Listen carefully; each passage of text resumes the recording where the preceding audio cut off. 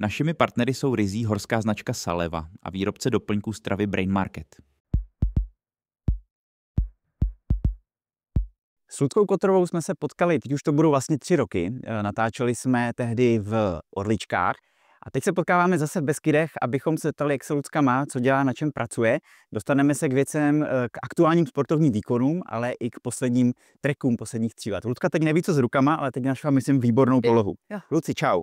Čau, ahoj, moc děkuji za pozvání. Jasná věc. Takže nejaktuálnější věc, Beskidská 7.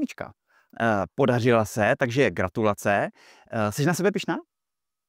Nebo brala jsi to jako samozřejmost? Pyšná. Pyšná. Jak nikdy. Musím říct, že po dlouhé době fakt pyšná sama za sebe. Mě automaticky napadla otázka, jako prostě máš strašně moc nachozeno. Takže bych si řekl, že budeš jako nastupovat s ohromným jako sebevědomím, že prostě máš jako natrénováno, řekněme. Odpovídal ten průběh tady tomu, nebo ani ne? Hele, jakoby když by se zeptal jakoby na ten trénink byl extrémně poctivý, jo. Já totiž nejsem běžec, jo, já chodím, jasně. A já bych jakoby té mojí přípravě na Beskidskou 7 řekla jakoby celoživotní trénink. Prostě víš, jakože to chození a takhle. Ale já když jsem se vlastně připravovala, já jsem měla nejlepšího trenéra, jo, tady, Marvise a ChatGPT samozřejmě. ChatGPT mi vytvořil, tyjo, prostě jak perfektně jakoby natrénovat. Jenomže mně se pak vlastně jako stalo to, že Marva se zranil, měl jakoby nehodu, pokousalo ho 18 medvědů a s tím posledním se Marvel už jakoby nepohodl. Pokousalo ho nutrie.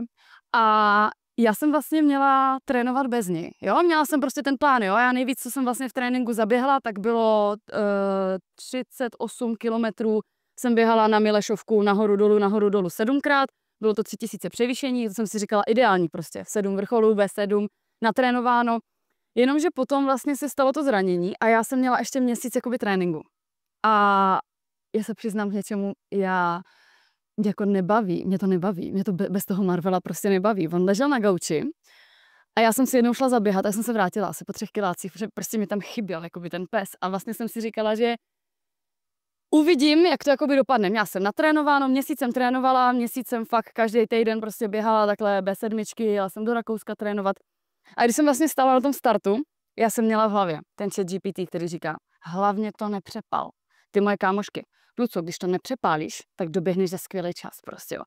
Taťka mi říkal, hlavně nepřepal začátek. Brácha tam byl. Luco, pomalu, segra, fakt pomalu, nenechej se strhnout. 3, 2, 1, start. A co já jsem udělala? Jsem běžela jak dement, prostě.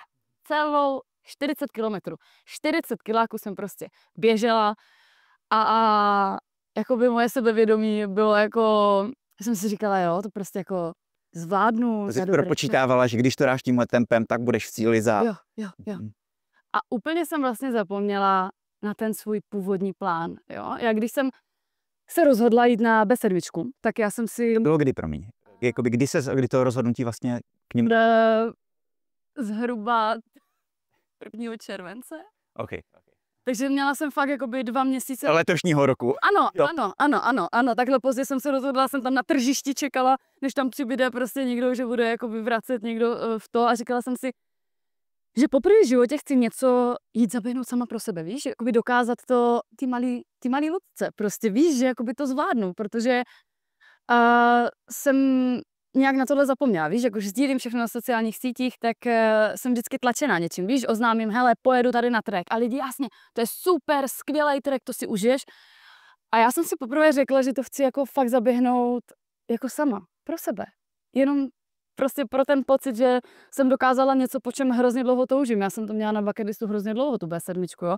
A vždycky mě to lákalo, ale vždycky se to posunulo někam jinam, nebo jeden hlupák mi řekl, že to nezvládnu, jo. To byla já.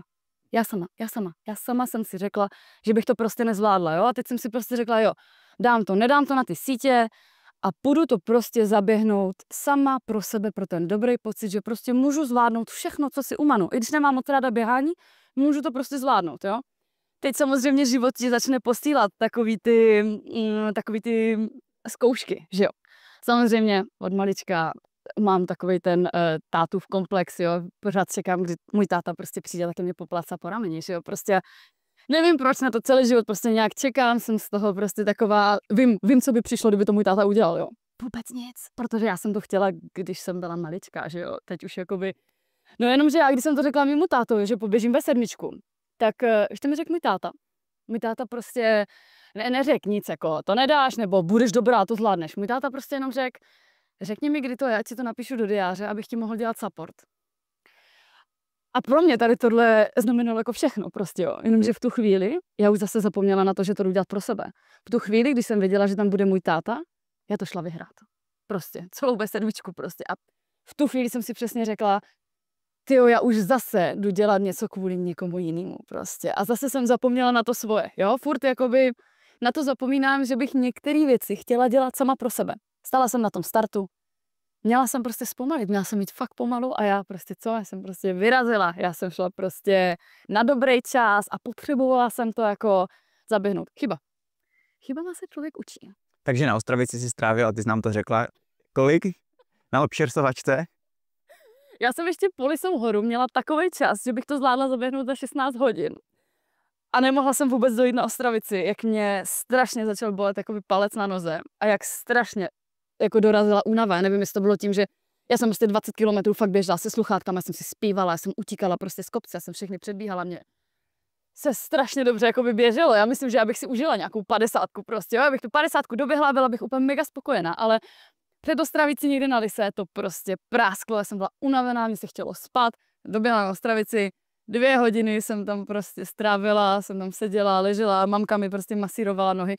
Protože já, jestli jsem něčím jako tu B7 vyhrála, tak tím supportem, jo, jako to, jaký já jsem tam měla support tým, to je asi ta největší výhra, který bych si jako já měla asi v životě vážit, protože já neznám moc lidí, kteří tam měli masáž nohou, KFC, čaj latte a neskutečnou jakoby podporu těch lidí, kteří tam prostě jako byli, i třeba ten můj táta, který fakt na ty čeladny, když jsem pak doběhla, tak tam jsem taky strávila asi 2 hodiny. Já jsem jako celkově to měla takovou tour de občerstvovačky, na kterých jsem trávila fakt hodně času. Jsem říkal před rozhovorem, že 5 hodin v součtu. Jo. To je docela slušný. Možná i víc, to možná ještě zkracuju, no.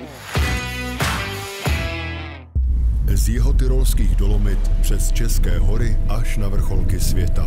Saleva se zaměřuje na horské sporty, turistiku, trekking, alpinismus, skitouring. Především to je ale značka, kterou tvoří lidé, kteří milují hory a pohyb v nich.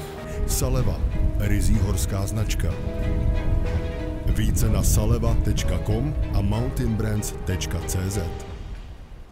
Napadá mě vlastně otázka jako ke krizím, jo? Tím se vlastně dostáváme trošku k dalším trekům.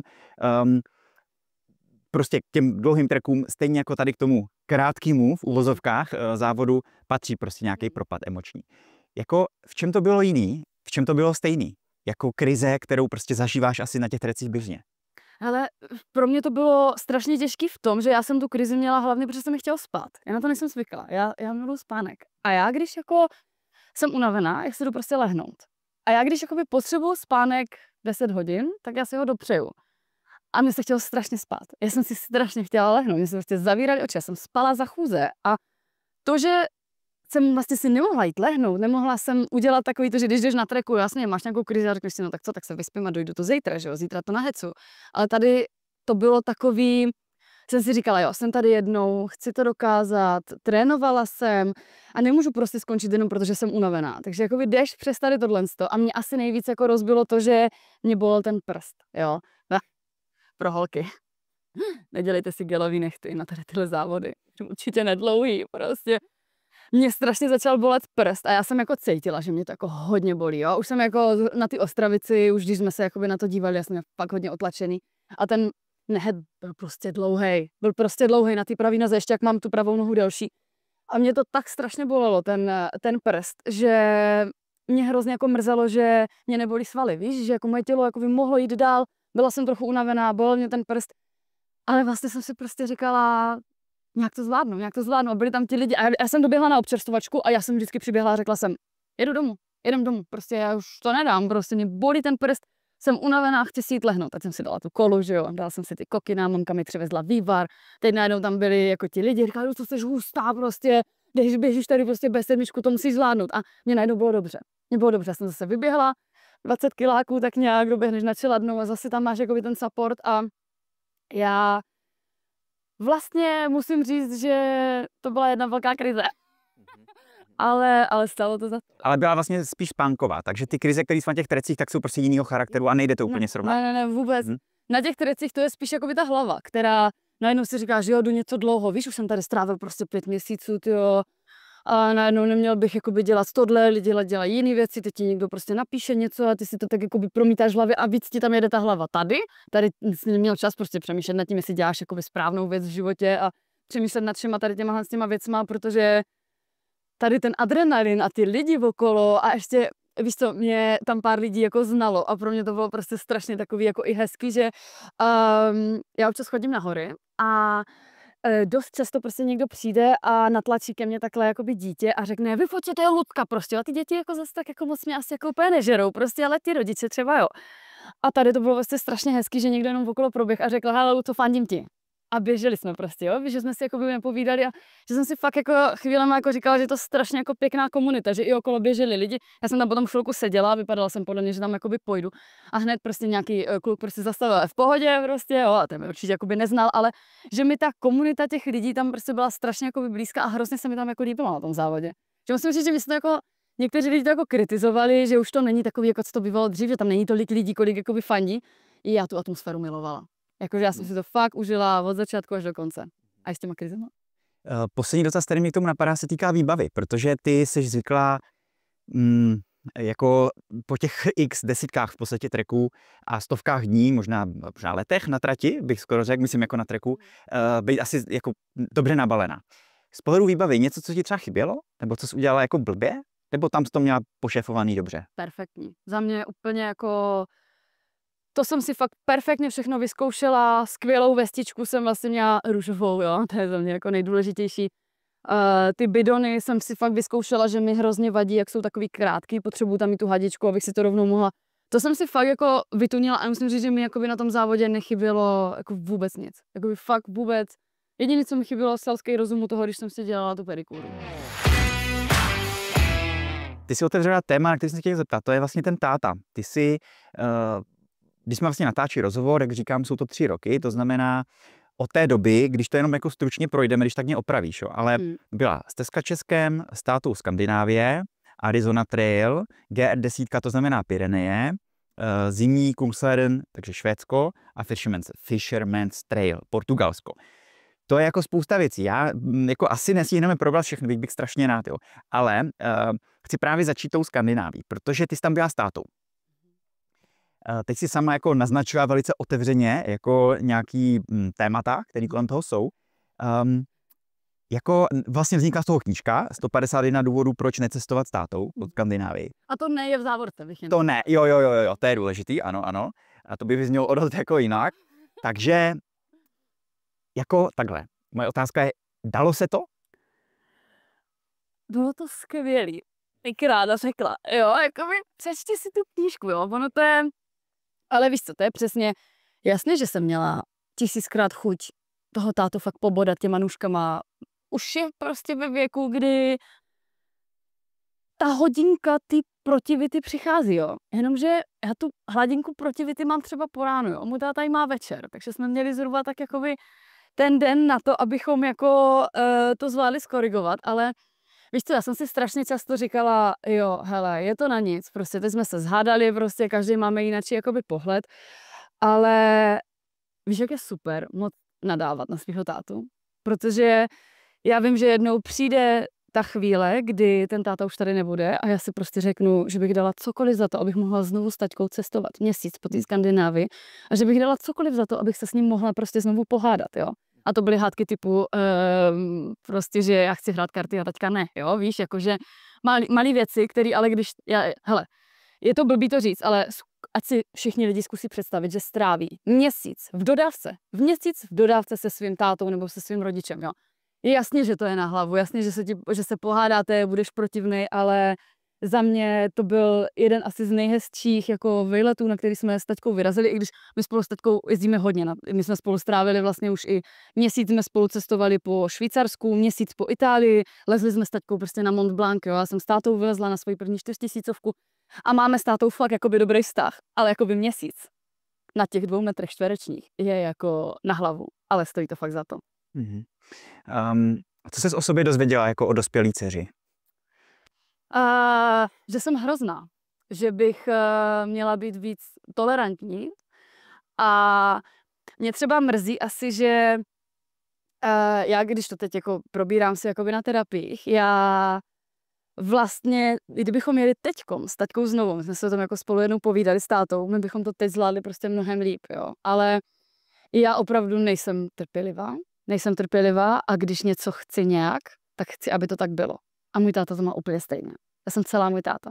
My jsme prostě dvě povahy a když jsem tady vlastně občas viděla, jak se ten můj táta chová, tak jsem se jako uvědomila, že tak se já chovám jakoby dost často taky. Takže pro mě to bylo i takový jako nastavení toho zrcadla, uvědomit si jako hele, tady tohle je oblast, kdy bys měla jakoby zapracovat, víš, jakože a takový je podle mě jakoby celý život. A je vlastně ve vztahu jako k mojí mámě, se kterou taky trávím jakoby hodně času, vnímám tam to zrcadlo, že mám spoustu věcí po mámě a mě ty věci na té mojí mámě jako vadějí. A já je potom dělám taky, Takže to byl vlastně pohled jako zrcadlo a pohled sama do sebe. Jo, docela. To je vzácný, jako být toho schopen vlastně v tím ohledu. A ten způsob terapie, respekt. Jakoby měsíc společně, to je hustý. Arizona Trail. Jako, já nejsem člověk, který detailně sleduje veškerý světový treky, takže jsem nevěděl, že existuje. Řekněme jenom, že to je teda 1300 km, šli jste 50 dnů a jako proč jít na Arizona Trail a nejít na kupu třeba jiných? Protože, hele, já si myslím, že tady ty americké traily jsou si hodně jako podobný, ale já vím, že třeba spousta lidí fakt mi říká, hele Luco, ty jsi šla tu pacifickou hřebenovku, já nemám tolik prostě času, nedostanu od šéfa prostě 5 měsíců volna, nemůžu si to jakoby dovolit jakoby ani finančně. A myslím si, že ta Arizona je takový docela slušný kompromis, protože, hele, my jsme to šli sice 50 dní, ale je spousta lidí, kteří to zvládnou za měsíc, jo. 30, 35, 40 dní prostě zvládneš. A spousta lidí tohle už si dovede jakoby představit, že si vezme volno tady prostě na měsíc, jo. A za mě je ta Arizona opravdu malá pacifická hřebenovka. Tam máš všechno, jo. Tam máš poušť, tam máš prostě vysoký hory, bude ti tam pršet, bude ti tam sněžit, jsou tam prostě hadi, jsou tam tarantule, máš tam prostě trail angely, máš tam celou tady tu síť tady těch trail magiců a zažiješ tam vlastně úplně všechno, co na té pacifické hřebenovce. Já jsem vlastně nenašla nic, co by tam jako bylo úplně odlišného, kromě toho počtu těch kilometrů. Mm-hmm. Že to je kratší. Je to kratší, za mě stejně krásný, možná i trochu jako některý, že víš co, každý ten trek je úplně jiný, jo, se nedá jako moc srovnávat, ale mě třeba osobně uchvátili celý jakoby Saguaro National Park, jo, kde jsou ty obrovský kaktusy a ty chodíš a prostě ten kaktus je obrovský vedle tebe. A my jsme, že jo, tak jsem si říkala, no kaktus, jo, kaktusy rostou všude, jenomže pak nám někdo řekl, že ty Saguaro kaktusy se dožívají prostě pomalu až 90, vlastně až 200 let některý. A že ten kaktus, když vidíš jenom takovej ten stožár, tak ten má třeba 60 let, protože až po 60 nebo po 70 se jim začínají rozdělávat ty jakoby ostatní ramena a začnou jakoby že jsou jakoby obrovský. A ty si říkáš, tyjo, frér tady prostě 90 let roste, než mu naroste jedna ruka, než mu naroste druhá. Pro mě tady celý ten National Park byl úplně takovej kouzelný, magický. Mně přišly ty kaktusy úplně obrovský a skvělý a tohle vlastně na té pacifické hřebenovce nebylo. A to je vlastně poušť, jako by tady tyhle místa. Jo, ano. Takže mě napadá logicky voda. Jak se to vlastně tam jako řešili? Občas hnusná, občas dobrá. Jo? Jsou tam obrovský jako kádě, na některé místa přesně vozí vodu Trail Angelové, protože tam není dostatek vody, ale úplně stejně jak na pacifické hřebenovce. Prostě máš tu aplikaci, ve které vidíš, kde je další voda a prostě si to naplánuješ, než tam dojdeš, aby si jakoby měl dostatek vody a občas k tomu dojdeš, k tomu korytu a je to prostě plný kravských výkalů, ale stejně to prostě musíš přefiltrovat, když nemáš, nebo jdeš jakoby k dalšímu, ale občas ten další zdroj je až za 30 kilometrů. Bylo pár třeba 2-3 části, kde to bylo náročnější, ale jinak jako v pohodě. To znamená, kdyby si šla znovu, tak, nebo takhle, člověku, který tam tím pádem by měl obavu kvůli vodě jít, tak vlastně bys řekla, že to je v pohodě, že se to nakonec dá k jedu vyřešit. Jasně, ale voda to vždycky nějak vyřešíš, že prostě, když si vezmeš více vody, jo. Byl tam 1 nebo 2 dny, kdy jsme táhli prostě trochu více vody, ale nic úplně jako závratného.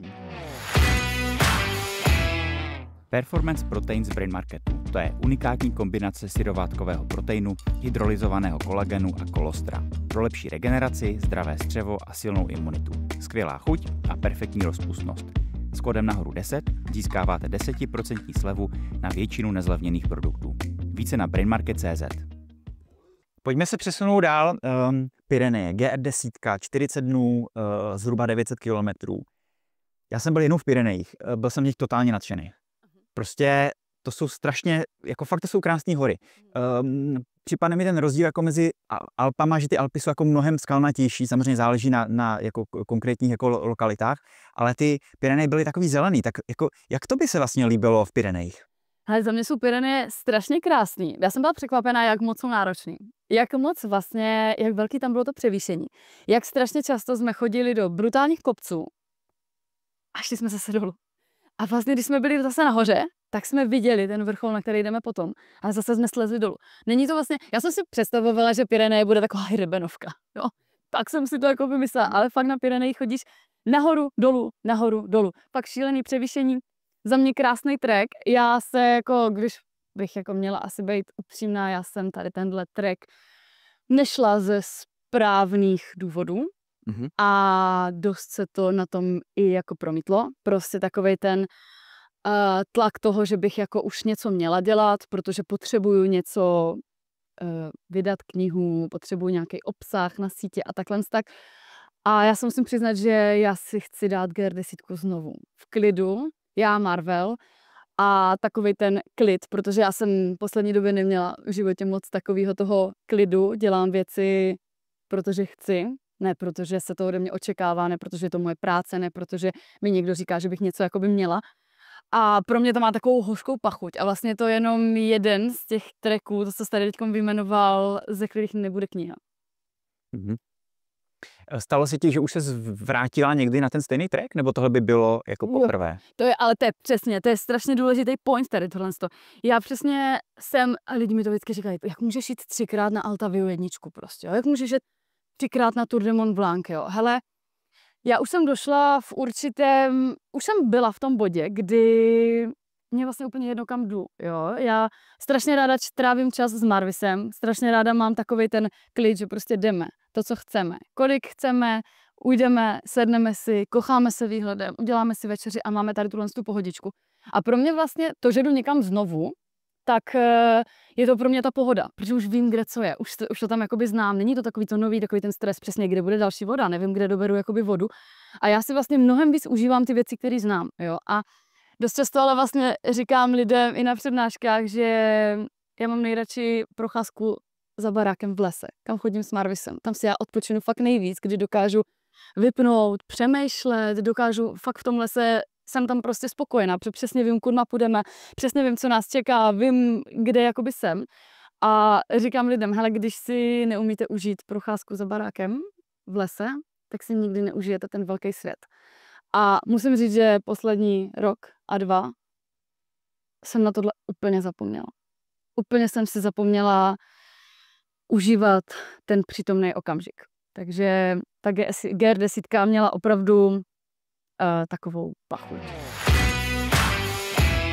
Další téma, a to je prostě už pro tebe, pokud se nepletu, vlastně novinka, nebyla novinka, tak byl v březnu letos, to znamená je rok 2025, teď kdy to natáčíme, zimní Kungsleden, Švédsko, takže 470 km, 27 dnů.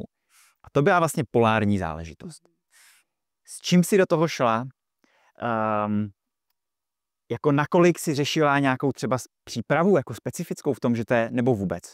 Poprvé jsme měli vyladěno všecko. Jako všecko. Jakože já jsem do toho šla s tím, že vím, že se to užije můj pes. Jo, já jsem věděla, že Marvel, sibirský husky, to bude milovat. A teď jsme se o tom právě bavili s kamarádama, se kterými jsme tam byli, protože já jsem tam byla s kamarádama z Gramína, s Míšou a s Davidem a vlastně to bylo na tomto krásný, že jsme se připravili, jsme měli perfektní výbavu, všechno jsme měli prostě jako vyladěný, všechno perfektně naplánovaný, nám nezahaprovala vůbec jakoby výbava, my jsme měli všechno, my jsme byli připraveni na +10 a -30, jo, Marvel na -60, jo, a to bylo to náročné, jo, já vůbec nebudu jako říkat, ale jo, běžte všichni do toho, ale připravte se a běžte, jako byl to pain, jo, prostě představ si, že se ráno probudíš, -30 stupňů, ty máš úplně zmrzlý boty z předchozího dne, protože oni jsou mokrý, že jo, v noci ti to totálně zmrzne. Ráno máš prostě ledový nohy, který obouváš do brutálně zmrzlých běžek, jo, my jsme to šli na běžkách celý, nebo takových cross country, jo, backcountry, jo, backcountry. Pevnějších. Jo. A ráno, když, jako ty rána byly nejhorší, než se rozpohybuješ, jo, ale přesně, šlapeš, -30 stupňů, oteplí se, víš, máš nachystanou prostě už termosku, do který jsi ráno nalil horkou vodu, na oběd si to rovnou, si tam jenom nasypeš prostě čínskou polívku, rychle dosníš tu čínskou polívku, protože za 20 minut je ti zase jakoby zima. Bylo to extrémně náročný, bylo to ale tak strašně krásný. My jsme si teď právě říkali, jsme se teďkom viděli s Míšou a s Davidem a říkali jsme si, že my jsme to vlastně možná celý přežili jenom díky tomu Marvelovi, protože je ti zima, jsi v totálním nekomfortu, večer stavíš stán, abys tam jakoby prostě do toho vlezl, rychle se zakutal do toho spacáku, jo? Měli jsme ultralehký drtiče mrazu, takže jakoby dobrá výbava. Ale vlastně celý ten den jdeš a bojuješ trochu s tou hlavou. Hele, baví mě to, 27 dní v takovýhle zimě, hele, teďko mám hlad, nejradši bych si dal tohle, když se zastavím, tak zmrznu, ráno je mi zima. Ale pak tam byl ten Marvel, který si od rána do večera válel po zádech takhle, prostě ve sněhu a on byl prostě šťastný. On byl šťastný, jak nikdy a my jsme se na něj vždycky podívali, říkali jsme si, tohle je ono. Tohle je prostě ono. Ať jsi v tom nekomfortu, ať se cítíš jakkoliv, ať tě cokoliv štve. On je nadšený, i když prostě má antibiotika a bolí ho břicho, on stejně jde a vyválí se v té trávě. A to je jakoby to kouzlo podle mě toho života. Užít si tu každou chvíli, ať je ti jakkoliv, ať je počasí jakýkoliv. A ty jsi takový můj guru života, vy? Ty jsi to neskutečně užil, že jo? Jo, mamko, Kungsleden byl nejlepší trek, na jakém jsme kdy byli. Pojedeme tam znovu, prosím, byla tam zima. No tak tím pádem mě překvapuje vlastně, že jako člověk může kus té pozitivity chytnout vlastně jako, já psa nemám, jo, kdysi dávno jsme měli, ale vlastně chytnout jako od psa. Protože někdo by řekl, jako třeba já, že to vlastně nepůjde, ale vás jako nakazil jeho optimismus, jo? Jo. Tak to je super. Jakože já fakt musím říct, že Marvel je mi ve spoustě věcech takovým zrcadlem. A dost často vím, že zbytečně něco přeháním, zbytečně jakoby něco hrotím a na něho, když se podíváš, já jsem si teď nechala udělat nový sítě do oken, jo. Stalo to strašný peníze, jakoby strašný prachy. A on prostě druhý den úplně s klidem prostě přišel a strčil tam hlavu a rozbil to. Čuměl tam prostě tou hlavou a smál se. A já bych si asi dřív prostě řekla, hele, zase je to prostě jakoby zničený, jo. Zase, ježiši, zase to jakoby budu muset prostě zaplatit. A já jsem se prostě na něho jenom podívala, jak je šťastný. A on byl šťastný, že se dostal domů prostě, víš, přes ty sítě. Já jsem tam jakoby dala zábranu, on je zvyklý tam prostě normálně chodit. A najednou jsem si prostě říkala, hele, ale teď je to prostě super. Teď je to vlastně super, že on prostě chtěl takhle za mnou přijít jako domů a nechtěl být jakoby venku. A najednou jsem zase byla prostě v klidu. A to se mi stává jakoby fakt dost často, že občas začnu něco jakoby přemýšlet, jestli bych něco neměla líp, něco takhle, tak pak se prostě podívám na toho Marvise a říkám si, hej, on prostě žije každý den jakoby na 100%. Na 100%, ať je bahno, ať je zima, ať je prostě vedro, on to prostě žije. Víš, jak krátkou dobu on tady je, on se tady strašně dlouho. Tak jako zní až jako vlastně doping. Když máš člověk sebou, jak se říká, tak jako oflákle 4nohého miláčka. Tak... A jestli doporučila, to si říkám na přednáškách, jestli máte nějakou životní krizi, nebo prostě takový to, že máte. Já znám spoustu lidí, kteří jako potom, když mají takový jako horší obdobíčka, takže prostě jakoby ležejí doma, víš, a nic nedělají. A já bych k tomu asi taky měla sklony v některých jako životních situacích. Ale on mi to jako nedovolí. On tam prostě přijde a začne mi skákat prostě po hlavě, že jako jde se ven.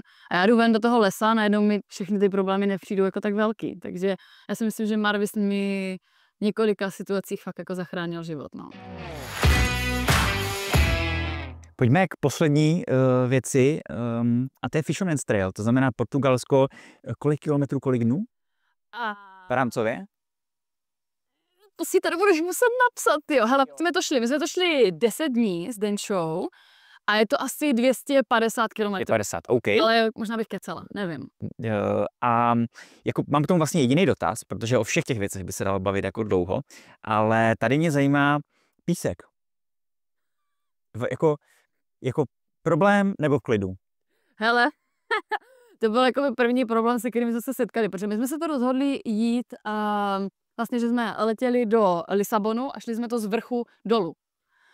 A spousta lidí to jakoby opačně, jo, záleží. Já jsem četla zrovna jeden blog jedný holky, která to šla jako opačně a došla k tomu písku až nakonec. A strašně na to jakoby prostě nadávala, jo, a říkala, že to šílený, prostě furt se brodili v tom písku a já jsem si říkala, že to nemůže být tak hrozný, jak to prostě písek, že jo. Hej, my jsme tím začínali, jo.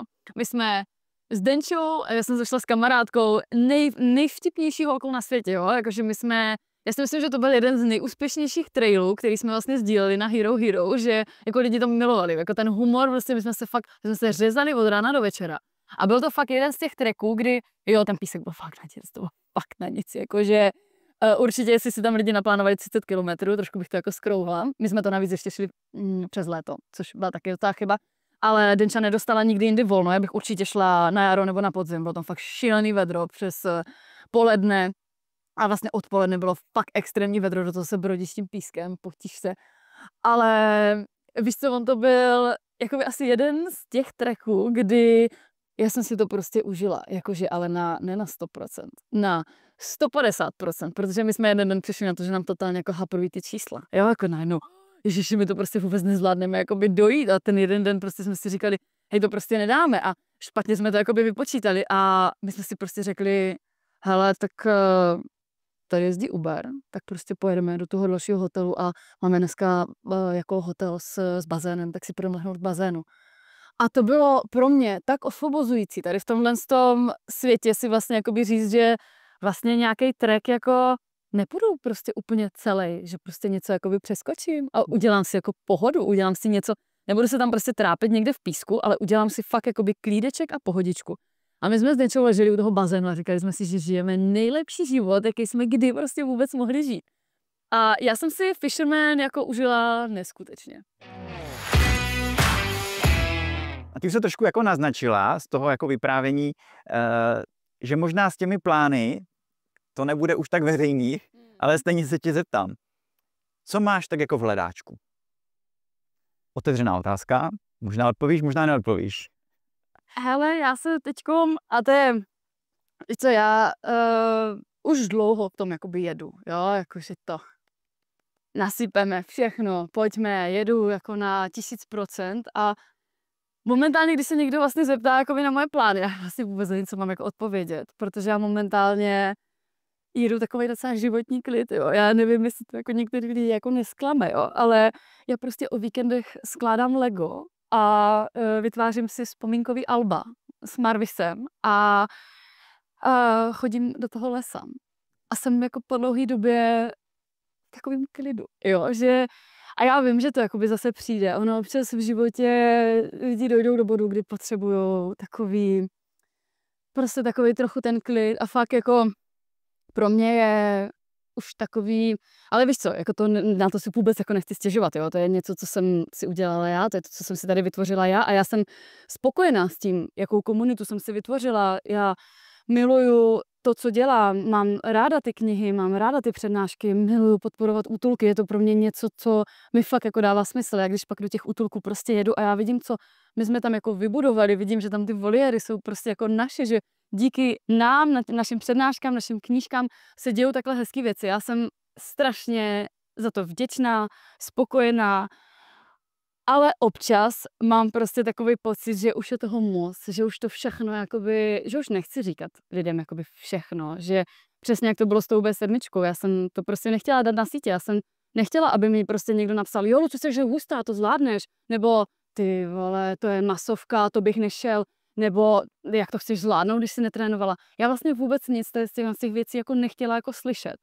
A stejně, řekla jsem si, jo, zaběhnu to pro sebe, jasně, lezlo mi tam do toho pár jakoby věcí v tom cíli, a když jsem byla v cíli na té B7, já to ani nedokážu jako popsat, ten pocit, co to pro mě prostě bylo, že jsem to jako dokázala, víš, jakože jasný, nějaký čas, jasně, už tam hned Lesna napsala, já znám spoustu lidí, co to zaběhli za mnohem lepší čas a nejsou z toho tak pokadění jako ty.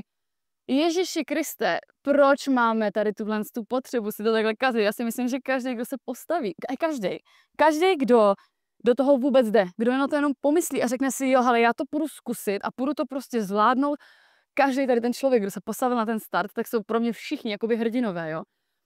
A vlastně je fajn, já tam mám super lidi, jo, já tam mám celou takovou svoji prostě skvělou skupinu lidí, vím, že prostě mě rádi podporujou, vím, že oni to rádi sledujou, co s Marvisem děláme. Já vím, že i kdybych tam dávala jenom, jak Marvel každý den leží na gauči, to lidi budou milovat, protože Marvel je prostě guru, on vás prostě naučí, jak žít, prostě on je happy, ale já jsem momentálně došla do bodu, kdy nechci všechno sdílet, nechci říkat, kam pojedu, nechci prostě mít nějaký plány a už být tlačená, víš, tím, že řeknu, hele, tak já teďkom prostě poběžím příští rok, nevím, nějaký závod. A vlastně nechci, aby ty lidi očekávali a ptali se, tak co trénuješ na ten závod? Co tady tohle? Chci fakt více věci dělat sama pro sebe a to je takový můj největší plán teďko. Tak Lucko, já ti přeju v tomhle hledání klidu hodně štěstí a až se někam rozhodneš jet, aby ti to dobře šlapalo. Díky za rozhovor. Taky moc děkuji za rozhovor a držím ti příští rok palce na V7. Jo, tak to uvidíme ještě.